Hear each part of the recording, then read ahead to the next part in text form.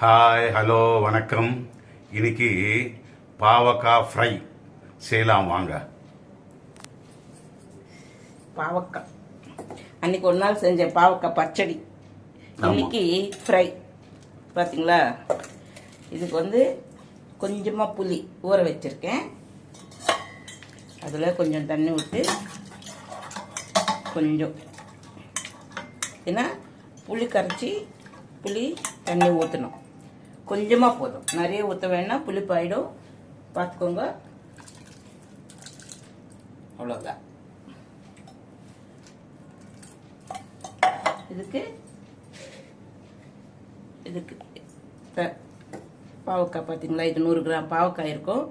இதுக்கு உப்பு நான் கொஞ்சம் கம்மியாக போடுறேன். நீங்கள் வேணுமுன்னா இன்னும் கொஞ்சம் சேர்த்துக்கலாம். அப்புறமா கூட நம்ம இது பண்ணிக்கலாம். பார்த்தீங்களா, கொஞ்சம் புளி தண்ணி, உப்பு, பாவக்காய். இது கொஞ்சம் தண்ணி விட்டு நல்லா வேக வச்சுக்கணும். அடுப்பில் வச்சு பார்த்துக்கிட்டே இருங்க. சிம்பிளாக இருக்கும், நல்லா இருக்கும். நான் எப்படி செய்கிறேன்னு அதே மாதிரி நீங்களும் செஞ்சுக்கோங்க. இது ஒரு 10 நிமிஷம் வேகணும். பாவக்காய் இல்லையா, அது பார்த்தீங்களா.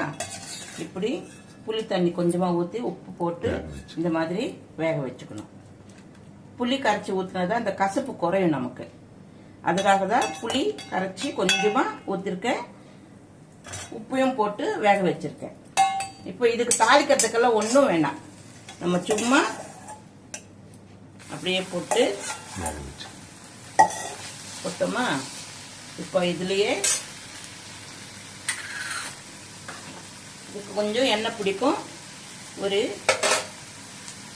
3 ஸ்பூன் எண்ணெய் ஊற்றலாம். பார்த்தீங்களா, எண்ணெய். அப்புறமா வேணுமுன்னா 1 ஸ்பூன் போட்டுக்கலாம், இல்லைன்னா வேண்டாம். இப்போ நல்லா டீப் ஃப்ரை ஆகணும், சிகப்பாக வறுக்கணும். இது சிவப்பாக வர வரைக்கும்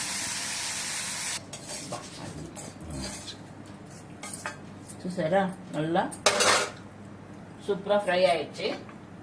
இப்போ நான் தான் சொன்னேன்ல ஃபர்ஸ்ட்லேயே இன்னொரு ஸ்பூனு எண்ணெய் போட்டுக்கலாம். இப்போ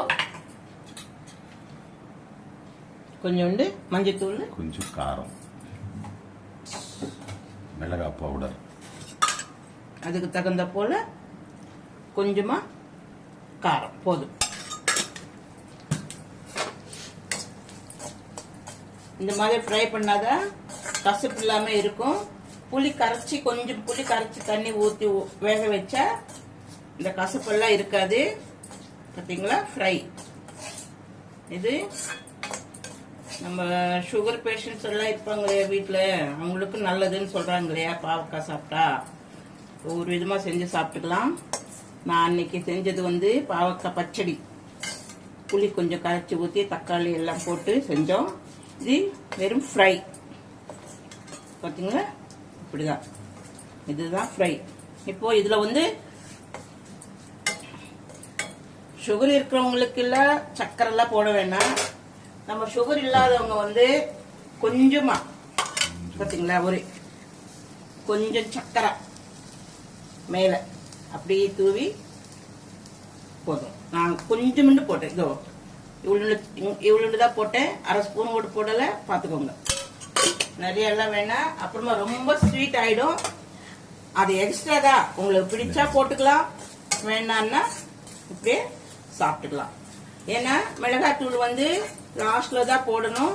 ஃபர்ஸ்ட்லேயே போட்டிங்கன்னா அது கருப்பாயிடுச்சுன்னா நல்லா இருக்காது. லாஸ்ட்ல மிளகாய் தூள் போட்டு கொஞ்சோண்டு சக்கரை போட்டு கொஞ்சம் ஃப்ரை பண்ணி எடுத்துடணும். பார்த்தீங்களா, எப்படி இதுதான் பாவக்காய் ஃப்ரை. சூப்பராக இருக்கும். இது சக்கரை போட்டுக்கிறதுனால பசங்களும் விரும்பி சாப்பிடுவாங்க. சர்க்கரை வேணான்னா நீங்கள் விட்டுடலாம், வேணும்னா கொஞ்சம் மேலே தூவிட்டு இறக்கிடலாம். இவ்வளோ. சர்க்கரை பதில் வெல்லம் போட்டுக்கலாமா? வெல்லம் போடக்கூடாது, சர்க்கரை தான் போடணும். வெல்லம் தான் அன்னைக்கு போட்டோமே அதுக்கு.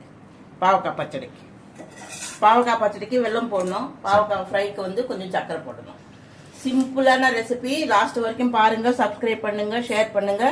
நான் எப்படி செய்யறேனோ ஃபுல்லா அது வந்து ஸ்கிப் பண்ணாம பாத்தீங்கன்னா தான் உங்களுக்கு நல்லா புரியும். இப்படியே ஃப்ரை பண்ணி பார்த்துட்டு நீங்க டேஸ்ட் பண்ணி சப்ஸ்கிரைப் பண்ணுங்க, லைக் பண்ணுங்க, ஷேர் பண்ணுங்க. சாப்பிட்டுட்டு எப்படி இருக்குன்றது கமெண்ட் பண்ணுங்க. ஓகே.